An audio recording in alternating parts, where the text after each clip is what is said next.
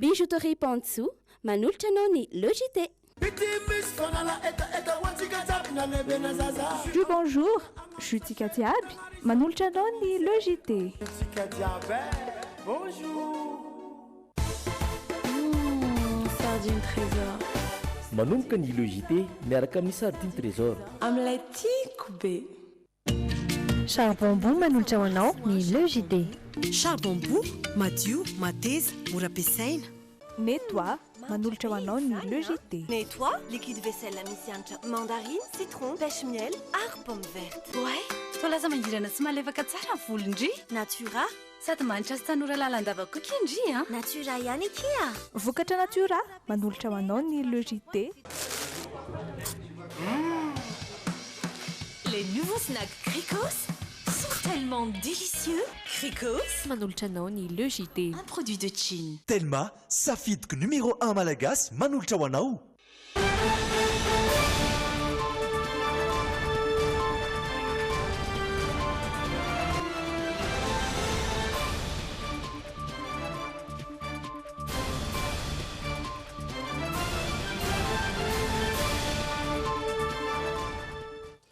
Miarabatompoko tonga soa indray ato anatin'ny fotoanany fampahalalam-baovao an'ity alakamisy fa 4 ny volana desambra ity.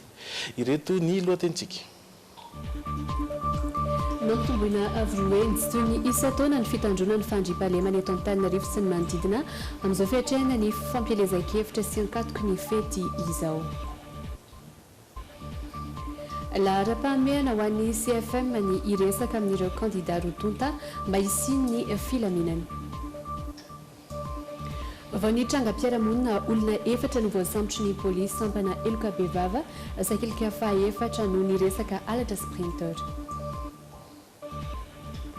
Misehatra ny fahasalamana kosa indray ny tombo 50 isanjato ireo vehivavy mitondra voka manantona toeram-pitsaboana fototra taoriany nanomezana fiofanana ho an'ireo mpitsabo. Ary farany fanadihadiana manokana mikasika ny fitohanana amin'izao ankatoky ny fety izao isan'ny rahantsika ato anatin'ny actu. Falmerabantsika tsirairay avy amin'izao takariva izao ary falmanasantsika ihany koa anaraka ny Logité hatramin'ny farany. Francis Turbo no vahintsika amin'ity takariva ity anaraka ny tribune sehatra hafahan'ny olom-pirenena maneho hevitra ihany koa tsika hijery ny zanam-pandarana ho ianao sy ny maro hafa ao anatin'ny tapany faharoa. Fa zao hanolotra aminao ny actu sy ny la une ny tenako sy Sonia Andrenirina.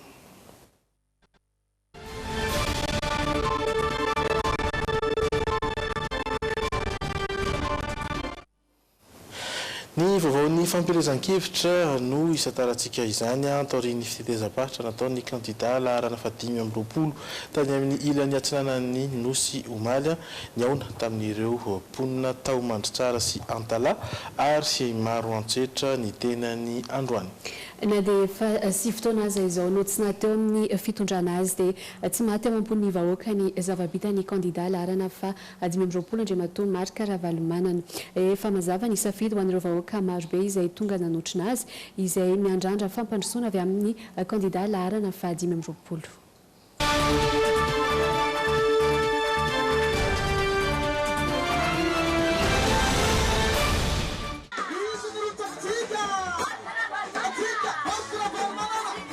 Nandritra ny fandalovany teto Fianoriva-Atsinanana notsahivy ny kandida laharana 520 fa mbola tsy tapitra akory ny fitaom-piasany dia naongana teo amin'ny fitondrana izy ka lasa nanao sesitany tenany tsy fidy ny tany Afrika Atsimo. Nambarana nefa fa ohatr'izay lasa lavitry Madagasikara raha toa ka tsy misy ny fanonganam-panjakana. Fa raha ohatra ka tsisy ny fanonganam-panjakana iny efa lasa lavitra isika. Lalana tsisy fanamboarana tsony avy any Tomasina Makady nefa fa nataontsika goudron be daholo iny efa vita tsara vita entretien hatramin'ny 5 arivo Makady na kely ary potika tanteraka ny lalana. Zany hoe tsika mpanangana fa tsy mpandrava. Miteno azy le slogan-tsika ka raha misy miteny président tsy marina za fa tsy nanombana tia ny taratasy manamarina avy any a Bruxelles avy any Washington avy any Addis Abeba fa matoa voasazy ny firenena anankiray a mandritra ny 5 taona dia nisy fangalana fitondrana tsy ara-dalàna izay. Inona dia hoe fangalana fitondrana tsy ara-dalàna?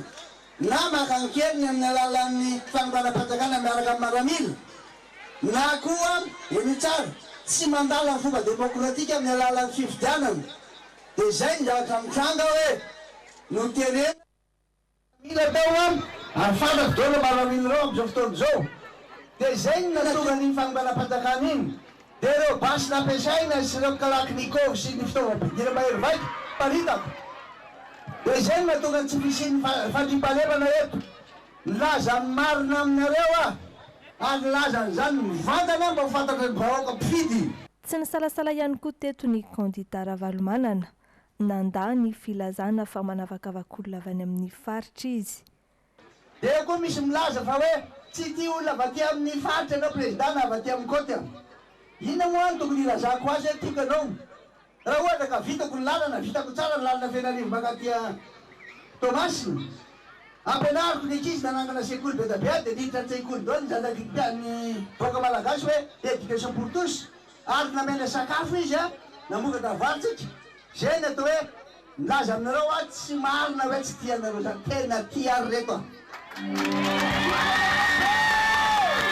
allo zany iza ny fidirijika iza ny fiamatika iza ny teamatika taorian'ny Fianarova Atsinanana, isan'ny toerana notsidian'ny kandida laharana 520 ihany koa i Mandry Tsara.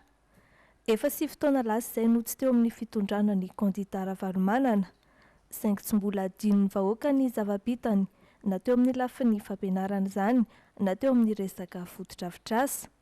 Arak'izany, maneho ny fahavononany andaniny kandida laharana 520 ny mponina tia Mandry Tsara. Ka eto zay monsieur le président, manana fampianarana aminao amin'ny hitondrasana atao Madagasikara atao. Ary anatin'ny fasiakanao manjavatra ny fitsindrovana Mandry Tsara. Mianipehitra aminao zahay Mandry Tsara fampandrosoana izy tao. Matika anazy zahay monsieur le président hoe tamin'ny andronao ady lalana vita zay zay efa mijaly anatagna manisy tomobily amin'ny lalana. Zany mahatonga za mitsangana eto tamin'ny akombokora jiaby reo kit scolaire bôtsy tamin'ireny tamin'ny andronao hoe ny fafy amin'ny ambanivohitra zany. Magnaraka zany koa lalana izy koa mbola tena andafo eky mitovy Mandry Tsara tao nararotiny kandida Ravalomanana ihany koa ny fandalovany teto Mandry Tsara.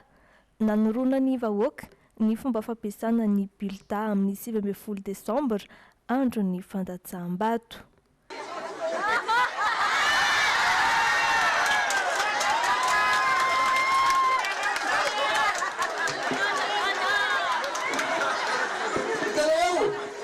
io azo tsy misy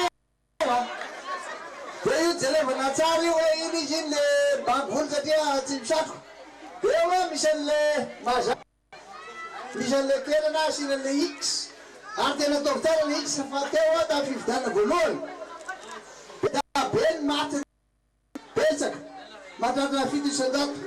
Eo natao le X atao mazava tsara amin'ny stylo zay mipetraka eo. Nandritra ny fitetezam-bary isan'ny toerana nalehan'ny kandida Ravalomanana ihany koa i Maroantsetra sy Antala.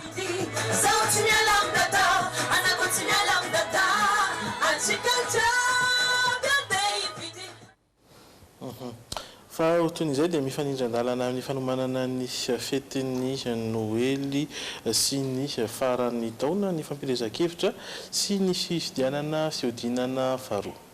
Noho izany dia nandray fepetra amin'ny anatevenana ny fitandrona ny fandriam-pahalemana eto Antananarivo sy ny manodidina ny préfecture ny polisy. Namafisin'izy ireo ihany koa ireo fepetra tokony hoarahany kandida rotonta anatin'izao fampielezan-kevitra izao. Nanangona ny vaovao amin'ny ora miarin-jatovy sy Zo Randriatsalama. Namitombona avy roendy tsy toy ny isan-taona ny fitandroan'ny fandriam-pahalemana eto Antananarivo sy ny manodidina amin'izao akatoko ny fety izao. Anton'izany ny sady sy ny fampielezan-kevitra amin'ny fifidianana fiodinana faharoa ataony 6 Desambra ho avy zao. Ya marina fa eo ny sécurisation ny processus électoral na ny deuxième tour nefa tsy atao latsa-danja koa ny sécurité ny vahoaka an'Antananarivo zany amin'ny fetiny farantaona tsy maintsy betsaka zany ny force mobilisena sady miantoka ny sécurisation processus électoral na miantoka ny sécurité amin'ny fin d'année zany. Nampatsiahivy ny préfet eto Antananarivo ihany koa fa misy ny lalàna mifehy ny fanaovana fampielezan-kevitra sy ny famoriam-bahoaka ka tokony hanaja izany ny candidat rotonta. Hoentitra ny fanaraha-maso ataon'ny préfet miaraka amin'ny district mandritra ny fotoana ny fampielezan-kevitra. Ny zavatra manahirana amin'ny deuxième tour ty fotsiny ohatra andeha amin'ny parti team zao déclaration globale nataony hoe hanao carnaval, hanao réunion publique électorale eto Antananarivo fa tsisy précision mihitsy hoe aiza lalana alehan zareo, aiza ny toerana anaovana le propagande zany.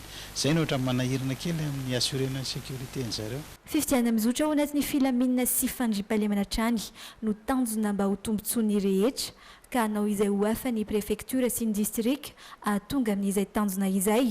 Na izany aza nefa dia nambara ny préfet hatrany fa tokony tsy hanohitohina ny fanomanana ny tsiraray, ny fetiny Noely sy ny fanomanana ny farantaona, ireo fepetra no raisina dia ny siny ireo mpitandro ny filaminana eny an-dalana rehetra eny. Fa nanao tatitra ny asa vitany tany ity taona 2024 ity ny vaoniaram-pirenena mahaleo-tena momba ny zon'olombelona. Tamin'izany indrindra no nanafaran'izy ireo ny filoham-pirenena izay ho lany eo mba hamerina mpanjaka ny tany-tandalàna eto amin'ny firenena ary mba hahafana ihany koa mamerina ny asin'ny olombelona tsirairay no ny fanadiadiana Rina Andriamalala sy Anja Rakotonoray. Mitaky ny ampanjakan'ny filoha vaovao ho lany amin'ny fiodinana faharoa ny fahamarinana sy ny fampanjakana ny tany tandalàna ny vaomeram-pirenena mahaleo-tena momba ny zon'olombelona. Izany no antoka iray iverenan'ny fitokisan'ny olona ny mpitondra sy ireo androm-panjakana samihafa ary varavarana ahafahana miady amin'ny tsy fandriampahalemana. Ataoko fa ny lahara-pahamerana zany dia ny famerenana arak'izay azo atao ny fanjakana tandalàna. Eo manko zany ohatra nita hoe tato anatin'ny taona maromaro zay dia tena nisy ny goragora hoe misy ny mpiasa-panjakana mpitandro filaminana, mpitsara sy ny sisa zay manao ny tsy mety dia le kolokolo moa zany ratsorina nohatra nita hoe fototra ilay tena hoe rangory fototra ny afo hatrany hatrany. Nambarany filohan'ny CNIDH fa anisan'ny tsapan'izy ireo fa mampirongatra ny fakana-keriny sy ny fitsaram-bahoaka tamin'ity taona 2024 ity ny tsy fisian'ny tany tandalàna fa ny fiainana tao anaty gaboraraka. Tsy teto Andrenivohitra ihany no nahitana izany fa saika manerana ny faritra rehetra ary tokony atao vaindondrara ny anafoanana izany. Fa nisaky tsara ny zon'olombelona tsisy mihoatra ny hoe kidnapping sy ny fitsaram-bahoaka zay moa dia manameloka hatrany ny fisin'ireny tranga ireny fa le izy moa zany ny fijerinay azy zany vokatry ny sady taratry ny fahalemen'ny fitondram-panjakana le izy. Androany nisy ny tatitra momba ny asa vitan'ny CNIDH teto Madagasikara ny taona 2024 no marin'izy ireo tamin'izany fa manameloka tanteraka ny asa famonoan'olona amin'ny alalan'ny fitsaram-bahoaka sy izay mety ho fanitsakitsahana ny zon'olombelona amin'ny endriny rehetra izy ireo. Fa mitoy ihany koa ny dinika mikasika ny fifidianana izay ataon'ny komity ny fampiavanam-pirenena na ny CFM amin'izao ankatoky ny fiodinana faharoa izao. Laharam-pamiana ho azy ireo ny iresaka amin'ireo candidat rotonta mba hisian'ny filaminana izay raha atao no dingana ho atao mialohan'ny irsona amin'ny fifidianana fiodinana faharoa amin'ny fifidianana filoham-pirenena mitatitra ny ansipriana izay mpiaridina Razafindramanana sy Tidolfa Rakotoniaina. Mifantoka tamin'ireo candidat rotonta izay hiatrika ny fiodinana faharoa ny dina izay hokasain'ny CFM sy ireo fiarahamonim-pirenena tao nanomboka androany. Na izany aza ny antso ny iseny ihany koa izy ireo mba hanatanteraka ny asany hantsakany sy andavany. Ny zavatra atao zany dia zao ireo mpisehatra ara-politika ao anatin'izay ireo candidat anankiroa izay manao ny fihodinana faharoa dia Andriamatoa Anny Rajoely sy Andriamatoa Marc Ravalomanana izay manao ny fihodinana faharoa. Izay dia anisany fampiresaka amin'izy ireo hanome izany zareo toky fa hanaja ny fitoniana eto amin'ny tany sy ny fanjakana.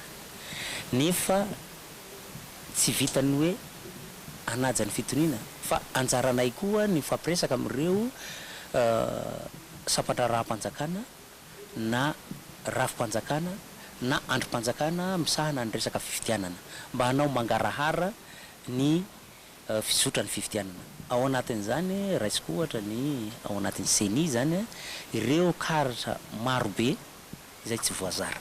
Mialohan'ny hanatanterahana ny fiodinana voalohany dia efa namolavoladina ny CFM na ny komity ny fampihavanana malagasy. Tsikaritra nefa fa tsy nanaraka izany ireo kandida sasany nirotsaka ho filoham-pirenena tamin'ny 7 novambra lasa teo raha araka ny fanazavana. Tanjon'ny CFM amin'izao fotoana izao ny anamafy ny dina ho an'ireo kandida roa hiatrika ny fiodinana faharoa mba tsy hisiany ny korontana. Nanao jery todika mikasika ny premier tour. Zay zany ny zavatra natao faharoa manaraka an'izay rehefa nahita an'ireo lesoka sy ny zavatra acquis ataontsika hoe point positif tamin'ny premier tour iny ary ny tokony atao amin'izao fiodinana faharoa amin'ny fidianana ny filohan'ny repoblika zao. Zay zany no atao amin'izao fotoana izao. Androany no nanatanterahana ny atrikasa tsy ahivina fa ny 7 Desambra ho avy izao ny fiodinana faharoa amin'ny fifidianana filoham-pirenena. Isan'ny tao anaty dokam-barotra isika iverina eto rehefa avy eo.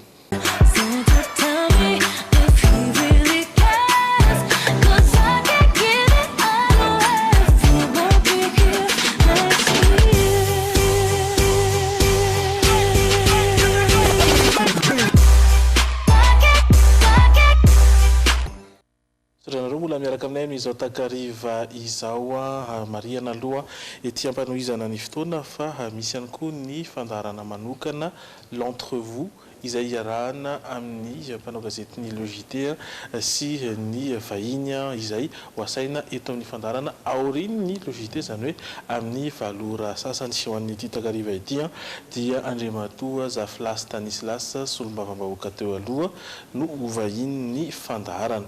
Dao ary hanaraka ny toyan'ny vaovao amin'ity trangam-piarahamonina ity.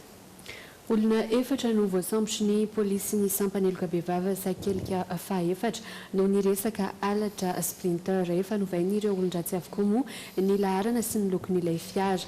Niova ihany koa ankoatr'izay ny taratasy mombamomba ilay fiara ka lasa misahana ny zotra mampitohy ny knapsa ampeflo sy ambatofotsy ny kajy ny aiky ny eloka moa izy ireo ka nahiditra ponja vonjimaika eny Antanimora sy tsy hafa. Ny zoma raika amin'ny 30 aogositra na ray fitarainana ny mpitandro ny filaminana fa nisy sprinter misahana ny zotra 143 nisy nakankery ny teny Mamasina tokony ho tamin'ny 4 ora maraina. Nambanan'ireo olon-dratsy sabatra ny mpamily ary ny reseverana sain'izy ireo ny nkohaka tao ambany seza. Misy olona telo izay niditra kely tao anaty fiara ary nanambana antsy sy fitaovam-piadiana ny chauffeur sy ny receveur. Nentin'ireo mpangalatra tany amin'ny toerana fandokoana fiara vetrany ilay sprinter taorian'izay nosoloan'izy ireo ihany koa ny laharan'ny fiara. Saingy ny 7 Novambra nampandreny mpitandro ny filaminana ny tompon'ny fiara fa tsy karitra izy ireo eny amin'ny faritra Andorany fotsy sy Ambatofotsy ilay sprinter.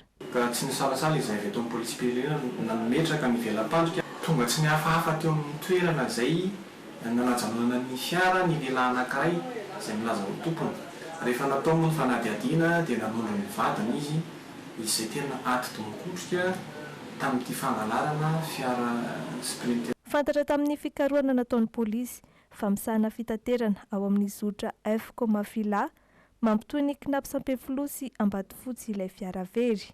Any amin'ny tambajotra sirasira dia misy ireo mpivarotra papier ka tamin'ny alalan'izany nazahoany zareo nanao ny taratasy vaovao an'ity fiara alatra ity. Olona efatra no voasambotry ny polisy pirenena izy mivady izay ny aiky ny eloka vitany miampy lehilahy roa irakiraka nandritra ny fangalarana ilay fiara.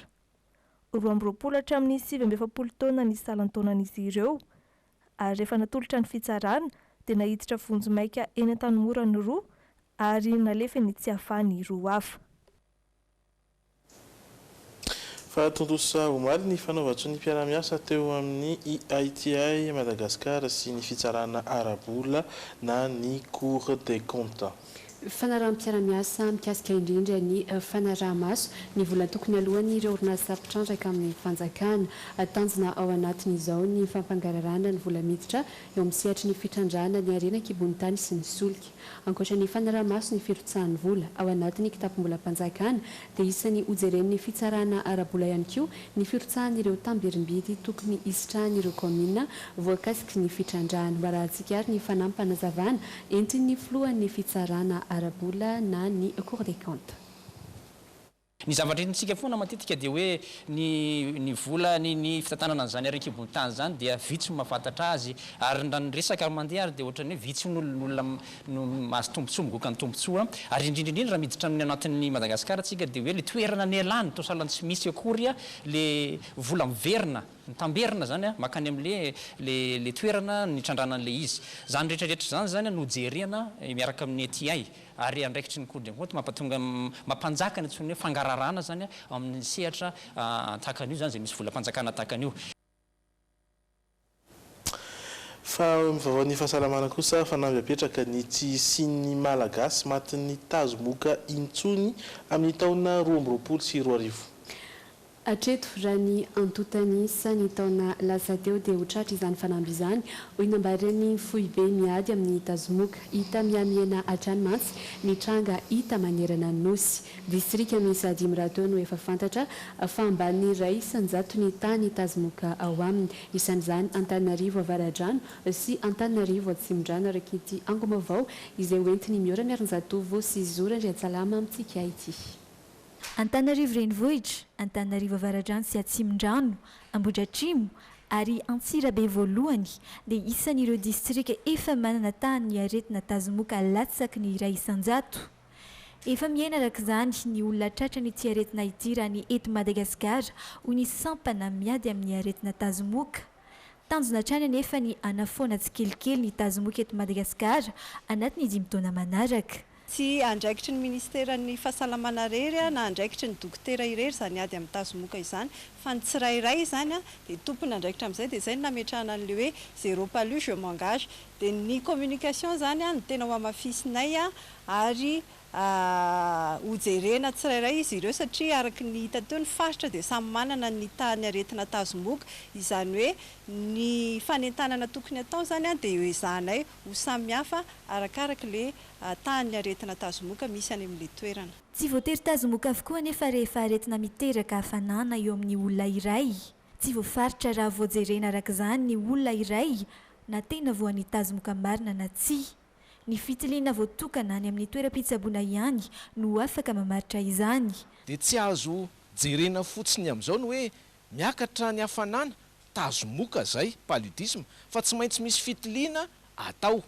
Ary fantatra zany fa raha ny eto Antananarivo renivohitra fotsiny ohatra dia efa vitsy zany olona voan'ny tazomoka paludisme izany ka atsipy amintsika rehetrarehetra ny teny hoe raha sendra mafana hoditra aza variana mandeha mividy fanafody zay everina fa manala tazomoka. No mariny sampana miady amin'ny tazomoka ihany koa fa vanim-potoana izay mahabetsaka ny aretina amin'izao vanim-potoam-pahavaratra izao. Diso anefa ny hevitra milaza fa mifindra amin'ny alalan'ireo voankazo ny tazomoka fa dia ny kekitry ny moka irery ihany no mamindra ny tazomoka ho ireo mpitsabo. Fa ho toy izay dia mbola ny fahasalamana fa eo amin'ny reny sy ny zaza indray. Nahitam-pienany ny isan'ireo reny maty ao Piterana sy ny isan'ny zaza maty nanomboka ny taona 2020 any teto Madagasikara. Ny tombo 50 isanjato mantsy ireo vehivavy mitondra voka manantona toeram-pitsaboana fototra taoriany nanomezana fiofanana ho an'ireo mpitsabo. Nanamafy izay ihany koa ny fanomezana fitaovana ireo CSP2 mba ahafahana manampy ireo mpitsabo amin'ny asany fanadihadiana. Ireo faritra lavitra toeram-pitsaboana ny any Antsohi mandeha eo amin'ny 5 kilometatra eo vao mahita izany ny mponina ao an-toerana. nanantona renin-jaza araka izany ny ankabeazany ireo reny rehefa hiteraka antony tonga ny tapafatesany reny sy ny zaza ny tombo ny taona 2024 folo isan'andro ireo vehivavy maty eo am-piterahana ao anatin'ny iray andro raha araka ny fanazavana. Matetika izany ankamaroan'izy ireo teraka ao nareo izany tsy mifototra ny tongony na ny lohany ny vodiny mandeha aloha dia tsy vitan'ilay matrona dia indraindray efa tongony mivoaka eo efa mangana be mandraka tonga aty amin'ny CSP dia aveo tsy avitra tsony. Tafiditra ao anatin'ny paikady ny ministeran'ny fahasalamam-bahoaka ny ampianatra ny tapafatesany reny sy ny zaza ahafahana manatratra izany ny fanomezana fiofanana ireo mpitsabo eny amin'ny CSP2 nanampy izany ny fanentanana ireo olona isaky ny distrika mba hanatona toeram-pitsaboana. Dia ministeran'ny fahasalamana zany nanao an'ireny le fahitanareo hoe centre karma reny izay napetraka any amin'ny toerana sarodalana izay tsy tonga ny fiara zany mba ampihenana mba hatonga ny vehivavy hiteraka any amin'ny tompo-pahasalamana zany. Dia tafiditra ao anazy sy nendry zareo reto eo amin'ilay fanatsarana ny fahaiza-manao no tena nanampiany antsika fa ny tsika koa any amin'ny sehatra tena any amin'ny hôpitaly zany sur terrain zany tsika manatsara n'ilay toby. Androany no nanao jeritodika ny fomba fiasany sy nanao tatitra ny zavabitany ireo mpitsabo avy amin'ny CSB2 avy amin'ireo faritra 12 eto Madagasikara toy ny any Sava, Boeny, Melaka sy ny maro hafa. Fa eo amin'ny fifandraisan-davitra indray dia tsy onona amin'ny resaka fandefasana taratasy ihany ny postra malagasy fa isahana ny eo amin'ny lafiny arabola ihany koa.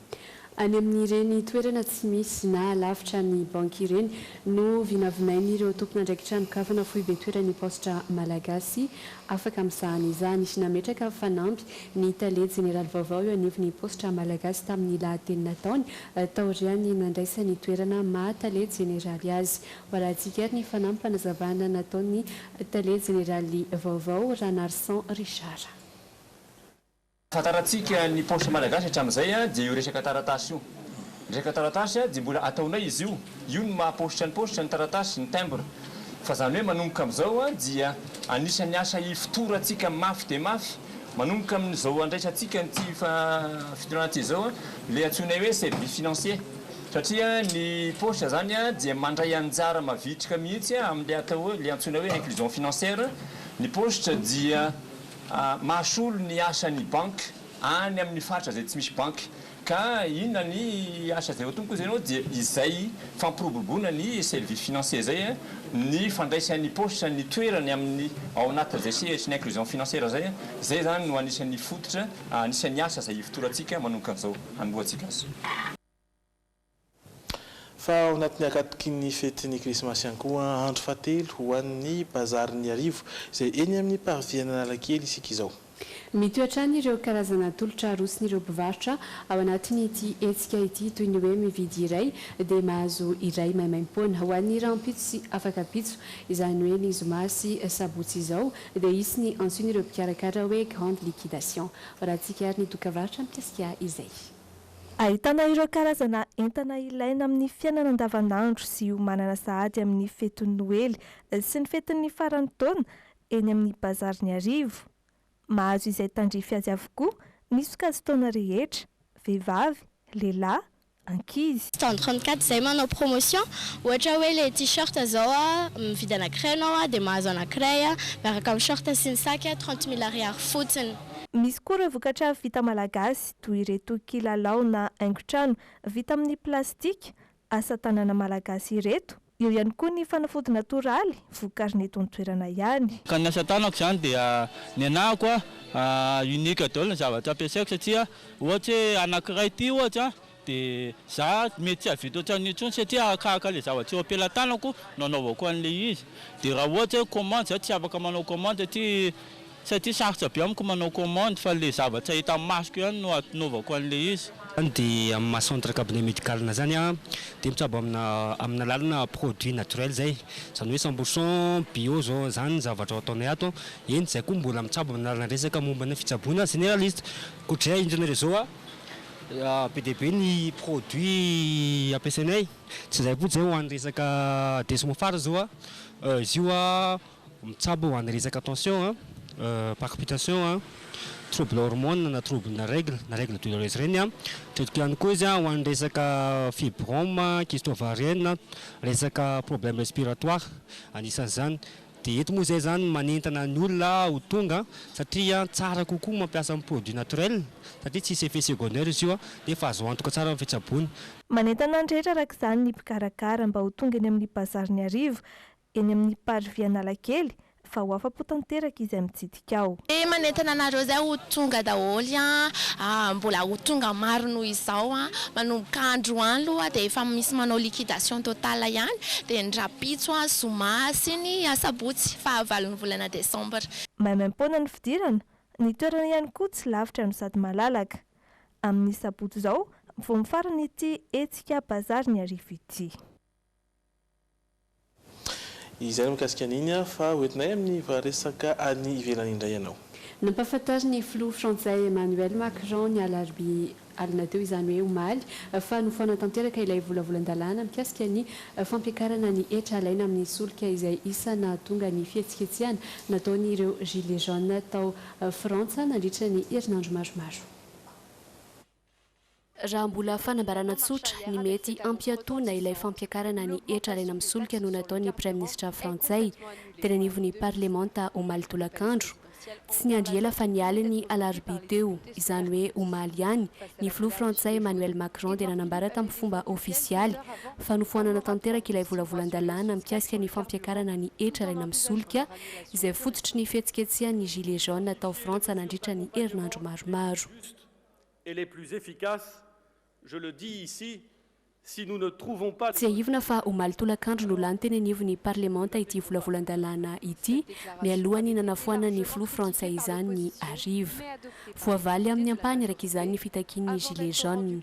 Antenaina hoy ny filoha Macron fa anamaivana ny fihetsiketsehana ataon'ny mpanohitra sy ny gilets jaunes ny fanapahan-kevitra noraisin'iny. Izay no azo natolotra tamin'iny vaovao izay nasongadina tamin'ity androany ity iny ao anatin'ny oriny ny dokam-barotra isika no anaraka indray ireo zanam-pandaharana izay ho arahintsika isony dia mametraka ny veloma amintsika ihany koa. Mametraka ny veloma amintsika ny tenako amin'ny manaraka indray.